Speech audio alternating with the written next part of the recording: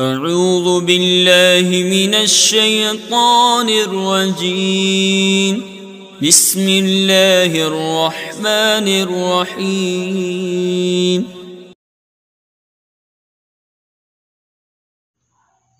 بسم اللہ الرحمن الرحیم۔ میں مجاہد حسین رضوی، استاذ دارالعلوم غریب نواز الہ آباد، درجہ رابعہ کے متعلمین سے مخاطب ہوں اور شرح جامی بحث اسم کا درس دینے جا رہا ہوں۔ کل کے سبق میں آپ نے پڑھا تھا کہ ابتدا کی دو حیثیتیں ہیں۔ ایک حیثیت سے وہ مستقل بالمفہومیت ہے اور دوسری حیثیت سے وہ غیر مستقل بالمفہومیت ہے۔ جس حیثیت سے وہ مستقل بالمفہومیت ہے وہ ابتدا جو باب افتعال کا مصدر ہے اس کا معنی ہے، اور جس حیثیت سے غیر مستقل بالمفہومیت ہے اس حساب سے وہ من کا معنی ہے۔ تو جو ابتدا مستقل بالمفہومیت ہے، باب افتعال کا مصدر ہے، وہ کبھی حرف نہیں ہو سکتا، اور جو ابتدا من کا معنی ہے تو من کا معنی کبھی ابتدائے کلی نہیں ہو سکتا اور وہ مستقل بالمفہومیت نہیں ہو سکتا۔ اب یہی دونوں فرق بتانے کے لیے حاصل کا تذکرہ کیا ہے شارح نے۔ کہتے ان لفظ الابتداء موضوع لمعنی کلی، کہ لفظ ابتدا یعنی وہی جو باب افتعال کا مصدر ہے یہ معنی کلی کے لیے موضوع ہے، اور لفظ من یہ موضوع ہے ابتدا کے مخصوص جزئیات میں سے ہر جزئی کے لیے جو جزئیات مخصوصہ متعلق ہیں کسی متعلق سے، اس حیثیت سے کہ وہ اپنے متعلقات کی حالات کی معرفت کا آلہ ہیں، لتعرف احوالها، یعنی وہ حالات ہیں اپنے متعلقات کے اور متعلقات کے احوال کی ان سے معرفت ہوتی ہے۔ وَذَلِكَ الْمَعْنَى الْكُلِّيُّ يُمْكِنُ أَن يُتَعَلَّقَ قَصْدًا، اور اس معنی کلی کا تعقل قصدن ممکن ہے، قصدن ہو سکتا ہے۔ وَيُلَاحَظَ فِي حَدِّ ذَاتِهِ، اور اس معنی کلی کا فی حد ذاتہ لحاظ کیا جا سکتا ہے، اور جب یہ حال ہے کہ اس معنی کلی کا قصدن تعقل ہو سکتا ہے، فی حد ذاتہ ہی اس معنی کلی کا لحاظ ہو سکتا ہے، تو ظاہر ہے فَيَسْتَقِلُّ بِالْمَفْهُومِيَّةِ، یہ معنی کلی مستقل بالمفہومیت ہوگا۔ وَيَصْلُحُ أَن يَكُونَ مَحْكُومًا عَلَيْهِ وَبِهِ، اور یہ معنی کلی اس بات کی صلاحیت رکھے گا کہ وہ محکوم علیہ بن سکے اور محکوم بہ بن سکے۔ رہ گئے وہ مخصوص جزئیات تو وہ مستقل بالمفہومیت نہیں ہیں۔ وَلَا تَصْلُحُ أَن تَكُونَ مَحْكُومًا عَلَيْهَا وَبِهَا، اور یہ جزئیات نہ محکوم علیہ بننے کی صلاحیت رکھتے ہیں نہ محکوم بہ بننے کی صلاحیت رکھتے ہیں۔ کیوں؟ محکوم علیہ بننا ہو یا محکوم بہ بننا ہو، محکوم علیہ اور محکوم بہ ہر ایک کے اندر یہ ضروری ہے ان یکون ملحوظا قصدن، کہ وہ محکوم علیہ یا محکوم بہ قصدن ملحوظ ہو، لے یمکن ان یعتبر النسبۃ بینہ و بین غیرہ، اور یہ محکوم علیہ کا محکوم بہ کا قصدن ملحوظ ہونا کیوں ضروری ہے؟ کہتے ہیں اس لیے ضروری ہے تاکہ اس کے درمیان اور اس کے غیر کے درمیان نسبت کا اعتبار کرنا ممکن ہو۔ کہتے ہیں بل تلک الجزئیات لا تتعقل الا بذکر متعلقاتها، بلکہ ان جزئیات کا تعقل بنا ان کے متعلقات کے تذکرے کے ہو ہی نہیں سکتا.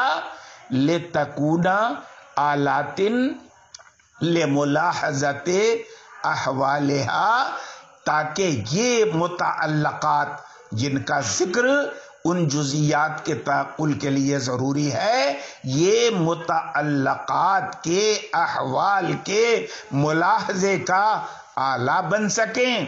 اور یہی مراد ہے نحویوں کے اس قول کی کہ ان الحرف کلمۃ تدل علی معنی فی غیرہا، کہ حرف ایسا کلمہ ہے جو ایسے معنی پر دلالت کرتا ہے جو اس کے غیر میں ہے. وَإِذَا عَرَفْتَ هَذَا، اس کے غیر میں ہے. مثلاً آپ سمجھیں سِرْتُ مِنَ الْبَصْرَةِ، میں نے سیر کی شروعات بصرہ سے کی. یہ شروعات کا معنی کہاں سمجھ میں آ رہا ہے؟ من سے شروعات کا معنی سمجھ میں آ رہا ہے نا. لیکن یہ شروعات کا معنی یہ پایا کہاں جا رہا ہے؟ یہ من میں نہیں پایا جا رہا ہے، یہ بصرہ میں پایا جا رہا ہے. اسی لیے نحوی کیا کہتے ہیں کہ حرف ایسا کلمہ ہے جو ایسے معنی پر دلالت کرتا ہے جو اس کے اندر نہیں ہے، غیر کے اندر ہے. جہاں جیسے من کا معنی جو ابتدا ہے یہ خود من کے اندر نہیں ہے بلکہ بصرہ کے اندر ہے.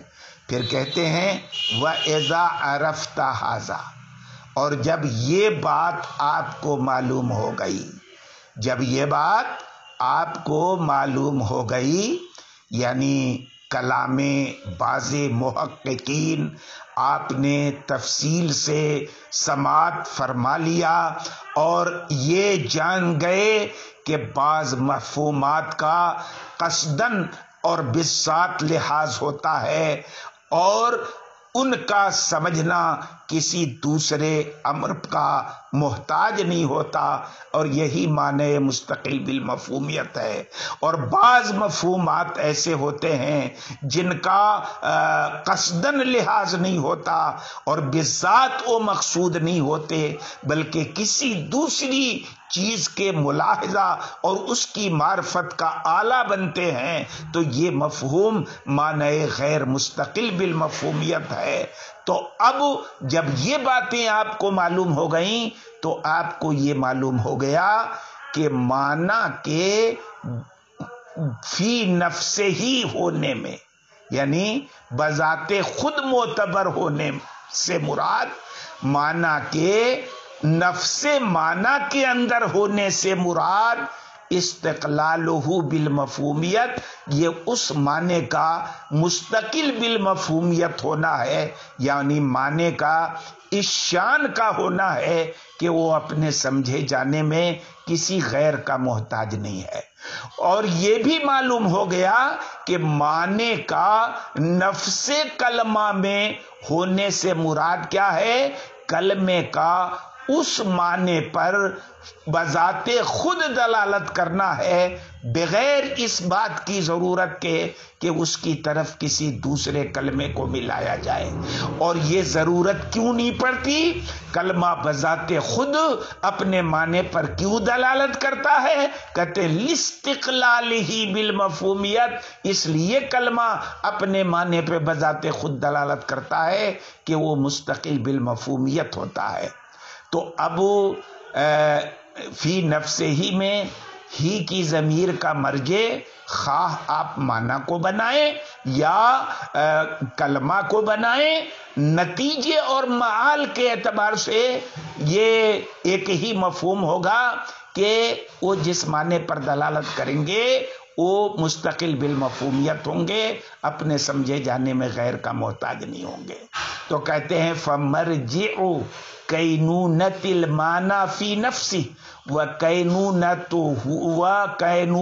ہی فی نفس الکلمت الدالت علیہ الی امر واحد.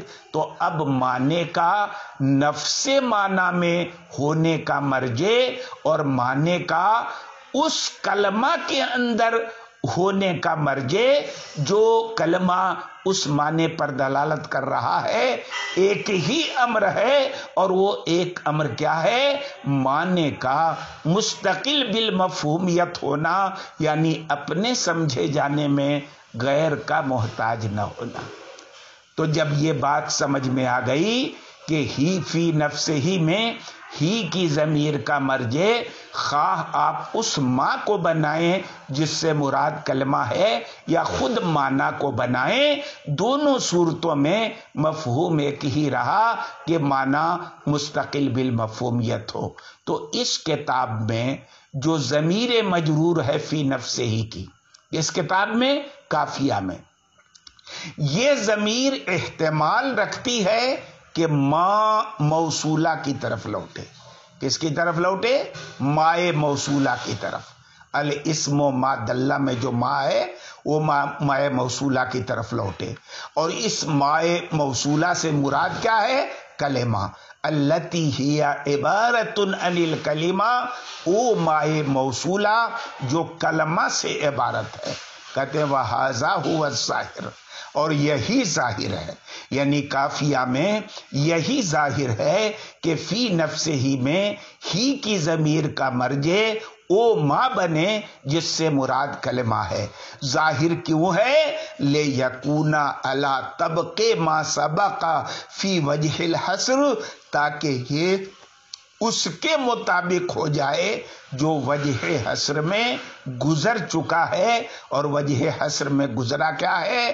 من کینونت المعنی فی نفس الکلمہ، یعنی معنی کا خود کلمہ کے اندر ہونا۔ کیونکہ کیا کہا ہے دلیل حصر میں؟ لِأَنَّهَا إِمَّا أَن تَدُلَّ عَلَى مَانًا فِي نَفْسِهَا، نفس ہی نہیں، نفس ہا کلمہ کی طرف ضمیر لوٹائی ہے۔ تو اب اگر یہاں پر فی نفس ہی میں ہی کی ضمیر معنی کی طرف لوٹا دیں تو دلیل حصر میں اور اس عبارت میں مطابقت نہیں ہو پائے گی جو ظاہر کے خلاف ہے۔ لیکن احتمال یہ بھی ہے کہ معنی کی طرف لوٹے، اور قریب بھی ہے معنی کی طرف بھی لوٹے، اور کہتے ہیں وَلِذَا ذَكَّرَ الضَّمِيرَ، اور اسی لیے ضمیر کو مذکر لائے، ورنہ مصنف کو اختیار تھا کہ ماں کے معنی کا اعتبار کرتے ہوئے ضمیر مؤنث لاتے ہوئے فی نفسہا کہہ دیتے، لیکن فی نفسہا کہہ دیتے تو طے ہو جاتا کہ ضمیر کا مرجع کلمہ ہے، اور فی نفسہ ہی کہا تو ماں کی کہ لفظ کا اعتبار کر کے کہنا صحیح بھی ہو گیا، اور دونوں احتمال بدستور باقی رہے کہ کلمہ کی طرف بھی لوٹے اور معنی کی طرف بھی لوٹے۔ تو کہتے ہیں کہ ضمیر کو مذکر تنبیہاً علی صحت ارادت کلا المعنیین، اسی بات پر تنبیہ کرنے کے لیے مذکر لائے ہیں تاکہ دونوں معنی مراد لینا صحیح ہو جائے۔ یہ تو رہی کافیہ کی بات کہ یہاں پر ہی کی ضمیر کا مرجع اس معنی کو بنانا زیادہ ظاہر ہے جو اس ماں کو مرجع بنانا زیادہ ظاہر ہے جس سے مراد کلمہ ہے، معنی کو بنانا ظاہر نہیں ہے۔ لیکن مفصل کی عبارت معنی اخیر میں ظاہر ہے، یعنی ضمیر کا معنی کی طرف لوٹنا۔ معنی اخیر ہے کیا؟ ارجاع الضمیر الی المعنی، ضمیر کا معنی کی طرف لوٹانا۔ کیوں؟ معنی قریب ہے تو اس کا مرجع ہونا بھی کیا ہے؟ ظاہر ہے کہ معنی ہی ہو۔ اور پھر یہاں اجمال اور تفصیل میں مطابقت پیدا کرنے کی کوئی ضرورت ہی نہیں ہے، کیونکہ کوئی دلیل حصر وہاں نہیں گزری ہے جس دلیل حصر کے اندر ہی کی ضمیر کا مرجع یا فی نفسے کے بعد والی ضمیر کا مرجع کلمہ بنانا سمجھ میں آتا ہو۔ کہتے ہیں لِعَدْمِ مَسْبُوقِيَتِهَا بِمَا يَدُلُّ عَلَى اعتبار کینونۃ المعنی فی نفس الکلمہ، کیونکہ یہاں پر وہ کسی کسی ایسی چیز کے بعد نہیں ہے جو اس بات پر دلالت کرے کہ معنی کا نفس کلمہ میں ہونا معتبر ہے. ایسی کوئی چیز نہیں ہے یہاں پر. وَلِهَذَا جَزَمَ الْمُصَنِّفُ رَحِمَهُ اللَّهُ هُنَاكَ، اور اسی لیے مصنف رحمت اللہ علیہ نے وہاں پر، یعنی کہاں، جب مفصل کی شرح انہوں نے لکھی، ایضاح کے اندر جزم کیا مصنف نے برجوعہ الی المعنی، کہ فی نفسہ ہی میں ہی کی ضمیر کو معنی کی طرف لوٹانے میں مصنف نے کیا کیا؟ جزم کیا. آج کے سبق میں اتنا ہی، باقی انشاءاللہ کل.